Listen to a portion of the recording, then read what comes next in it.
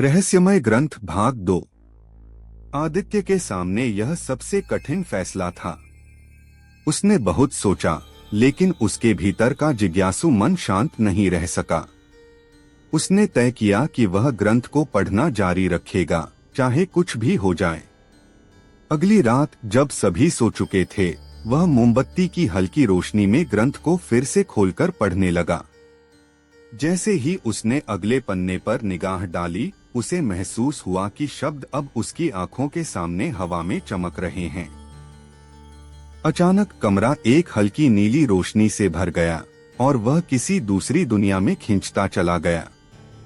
अब वह एक विशाल पुस्तकालय में था, जहां अनगिनत ग्रंथ हवा में तैर रहे थे।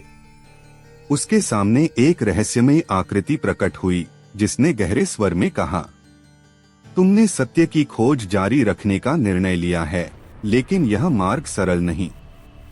इस ज्ञान का मूल्य चुकाने के लिए तैयार रहो।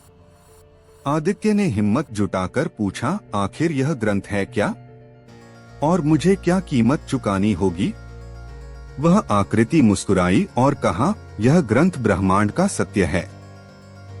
इसे पूरी तरह समझने के बाद तुम्हें अपनी वास्तविकता छोड़नी होगी। तुम्हारा मन अब इस साधारण दुनिया से अलग हो जाएगा और तुम्हें आम लोगों की तरह जीना असंभव हो जाएगा। आदित्य के मन में उथल-पुथल मच गई। क्या वह इस अनमोल ज्ञान के बदले अपनी सामान्य जिंदगी छोड़ने को तैयार था? इसी बीच अचानक उसे अपने पीछे किसी की उपस्थिति का एहसास हुआ। उसने मुड़कर देखा, वहां वही साया खड़ा था जिसने उसे चेतावनी दी थी। लेकिन इस बार उसकी आंखों में नाराजगी नहीं, बल्कि करुणा थी। अगर तुमने यह ग्रंथ पूरा पढ़ लिया तो तुम लौट नहीं पाओगे, आदित्य, साये ने गंभीर स्वर में कहा। आदित्य असमंजस में था। क्या वह इस असीमित ज्ञान को अपनाकर कुछ असाधारण बन सकता था, या फिर उसे अपनी पुरानी जिंदगी चुन लेनी चाहिए? आखिरकार उसने फैसला कर लिया। कहानी जारी रहेगी। क्या आप जानना चाहेंगे कि आदित्य ने क्या चुना?